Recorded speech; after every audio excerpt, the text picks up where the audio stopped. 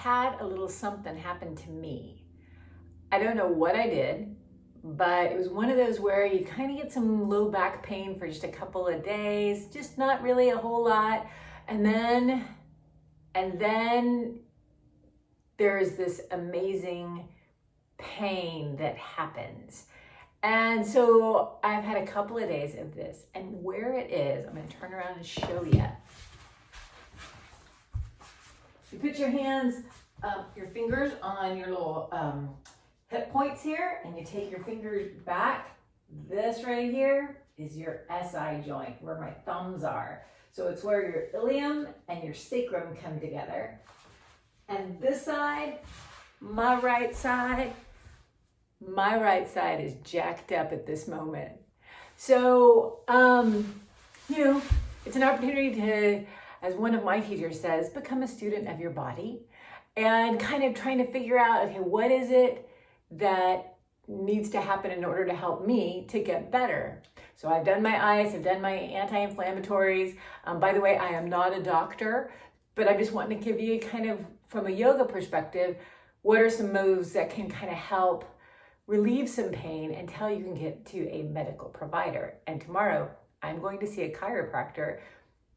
And by the way, I am not a big advocate of a chiropractor, but this particular person who my other yoga pals have been to see is really amazing. And he is super open to discussing anatomy, which I love. And it helps me to understand, like, okay, this is what's happening. So I've seen him a couple times already, and he did amazing work. And so I'm like, I need to go and see this guy again. So that's tomorrow. But today, what can I do? So here's the thing about SI joint wonkiness. There are a couple possibilities here. One is that joint has gotten a little too loose, and so it's kind of out of whack, and it could be one side is a little higher than another, or one is a little bit more forward, and then the other side might be back. So you have your ilium, and then again, here is your sacrum, and the ilium is kind of attached here. And you can have one forward and one back. It can be one higher, one lower. There's a lot of mobility that happens here. So it could be that joint is a little bit too loose, or it can be too tight.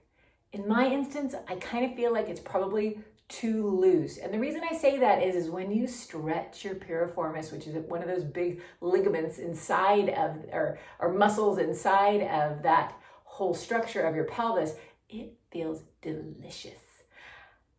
But sometimes you can overdo it. And I'm thinking maybe that could have been it. I have a lot of flexibility. And so sometimes that means a little bit too much mobility. So I need to strengthen this up. And so that's kind of what we're going to play with today. So if you're having these kinds of things or not, either way, I'm hoping it will make you feel a little bit better and more aware of what's going on in your pelvis. So here we go. We're going to go onto our back.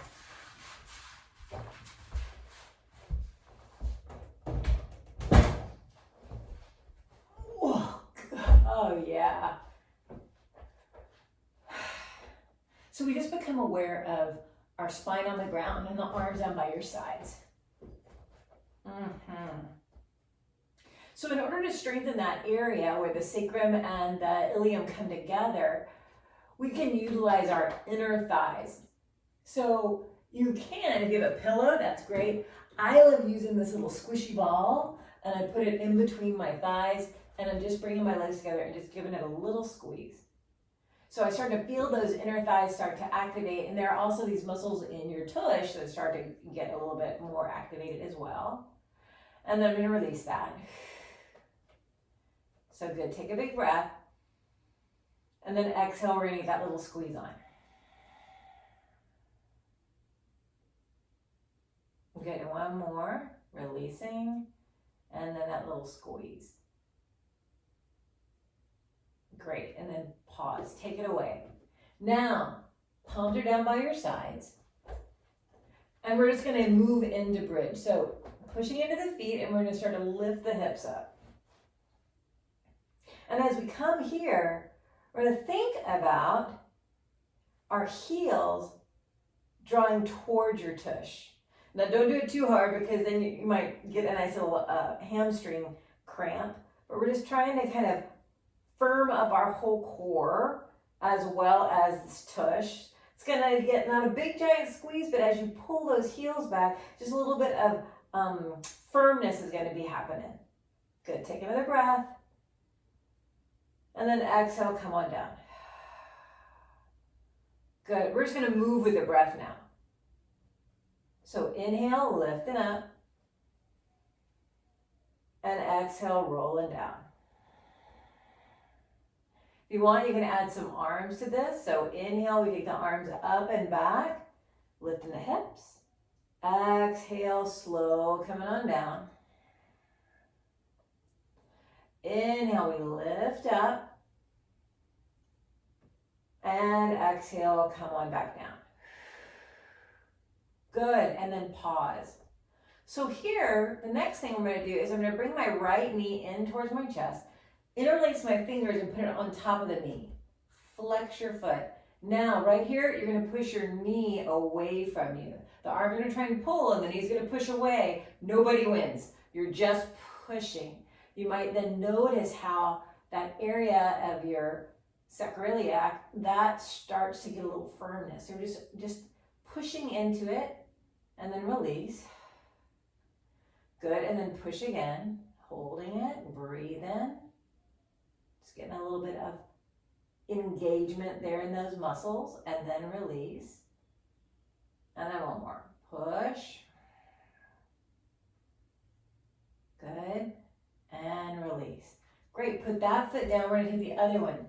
Hand on the knee, flex your foot, take a breath, and then push and pull. So pushing with the knee away and pulling with the arms towards you. But again, nobody wins. We're just a nice little isometric kind of motion, and then release.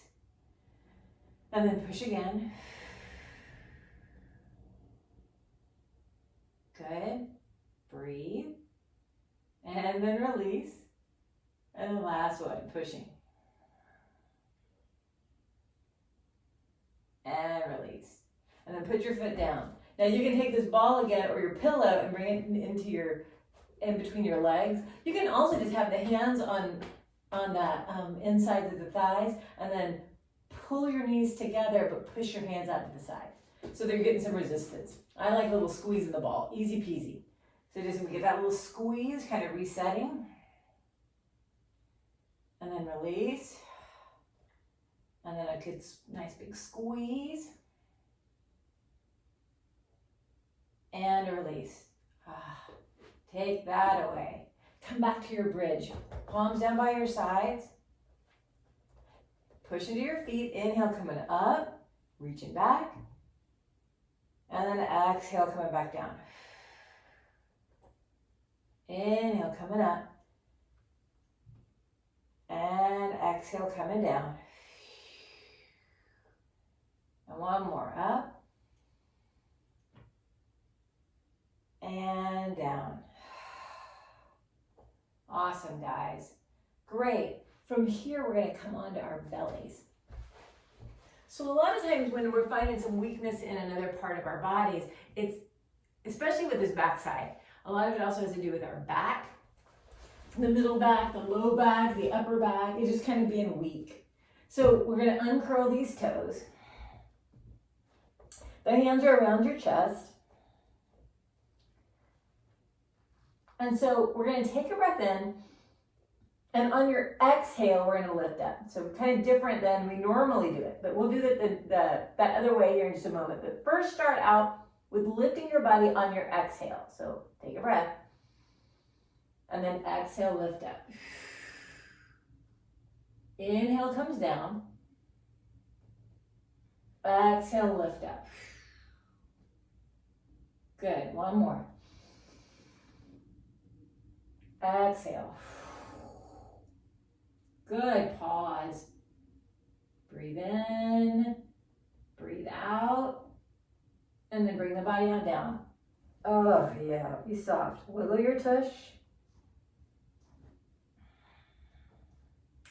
And then back to center. And now we'll do it the other way where we just lift up on the inhales. So inhale, lifting up. And exhale, coming down. Breathing in. Come on down. And last one. Great. All right, so from here, super duper slow. We're gonna come up to all fours. Take your time. Oh yeah, like I'm an old woman. I'm gonna walk my knees on in, just a little. Pause for a breath. And as you exhale, gently bring your hips back to your heels. You can bring your big toes to touch if you like, but slow, slow, slow, slow, slow. So then we stretch out this muscle. Maybe we walk the hands forward, bringing a bend in the elbows, and slowly coming down.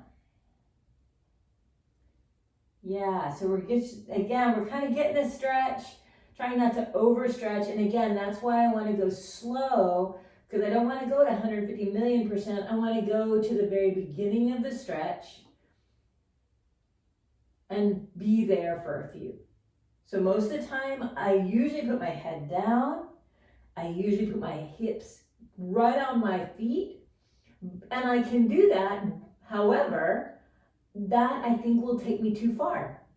I'm going to be at the beginning of the stretch. And that's about right here. Breathe in and breathe out. And like my teacher says, become a student of your body.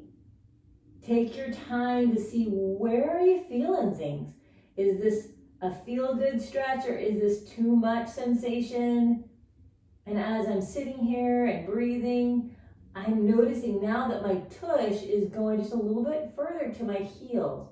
I'm not pushing it. I'm just letting my body do what it needs to do so it can feel better. Take another breath wherever you are.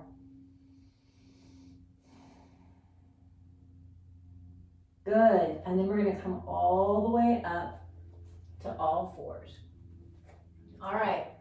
So right here, we're going to do a little bird dog. So with bird dog, you get to engage some muscles here.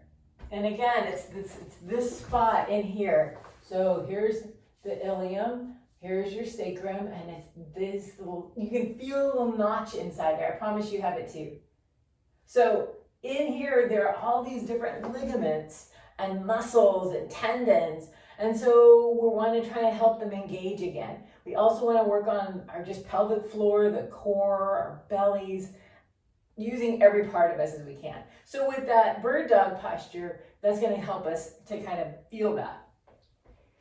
So wrists and shoulders are in line, knees and hips are in line. And then let's start out with that right leg. Right leg goes back, toes are down. Yeah. And then we're going to start to lift the heel up. So really being mindful that we don't lift the hip up, let those toes be face down. A lot of the stuff with SI joints sometimes has to do with some of that internal and external rotation. It has to do with anterior and posterior tilts. So we're trying to find neutral. Flex your foot. And sometimes it's almost like you can have that hip drop a little bit down, because most of the time we're going to open it up. That's usually, for most of us, what feels good, but try and drop it. It's going to make things have to engage more. So now we're going to lean into that right hand and push away to stabilize the shoulder, and then take that left arm out in front of you. Draw the belly in. Inward and upward. Taking a big breath in and a breath out. Good. Just pausing here. Open those fingers wide, open your toes real wide. Make these muscles draw to the bone. Nice, and then bring the hand down and bring the knee down. We're going to catch the second side. So left leg gets to go back. Maybe you curl those toes first and then lift the hip. And again, being mindful we don't open, we're going to drop the hips so that your sacrum is flat as best we can. And then shifting to that left hand and then pushing away so we're not sinking that body into the shoulder. And then taking that right arm out. Thumb up, pinky down. Feeling your belly gently drawing in towards your spine. Opening the fingers, opening the toes. Feeling these muscles be strong. Can you notice your back? Around the shoulder, the upper back, the middle back, that low back stable. Your behind through your whole leg. One more breath here. Nice. And then bring the hand down, bring the knee down. And then from here, we're just gonna wag our tail just a little side to side. Good. And then back to center. Take a breath here, and then we're gonna curl the toes and lift your hips up. Come into your down dog. Bending those knees a little or a lot. So when we bend the knees, we get to have that little curve in our low back, and we wanna keep that. Just kind of the natural curve. Seeing how this feels. Take a breath in. Take a breath out. Great. One more breath.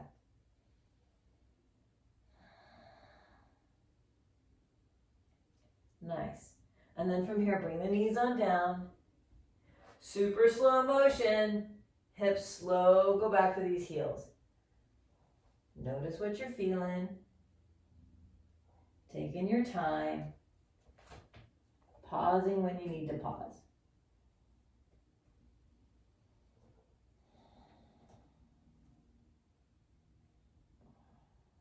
And deciding, is this where you need to be, or is this too much, or is it not enough? Making that adjustment wherever you need it.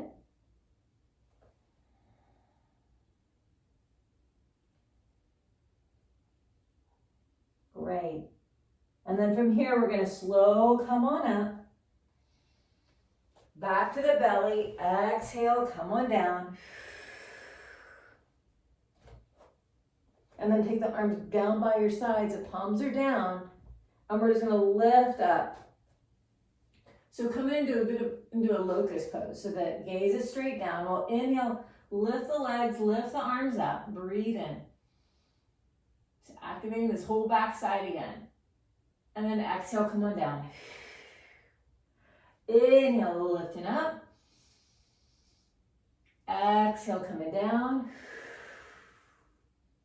And one more up. And one more down. Awesome, guys. Then the hands are back of these shoulders. We're going to slowly push up. And then exhale. I'm going to walk my knees forward. Good. Curl my toes under. And then gently bring my hips back. Getting a stretch in the bottom of these feet. Maybe walking the hands a little bit more. Maybe bringing the body on up. Oh, yeah. Breathe in. Breathe out.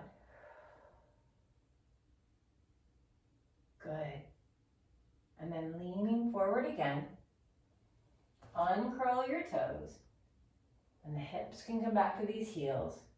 Now, if your body doesn't like sitting up like this, that's fine. Come back just to an easy seat. But just pause wherever you are. Breathe in and breathe out.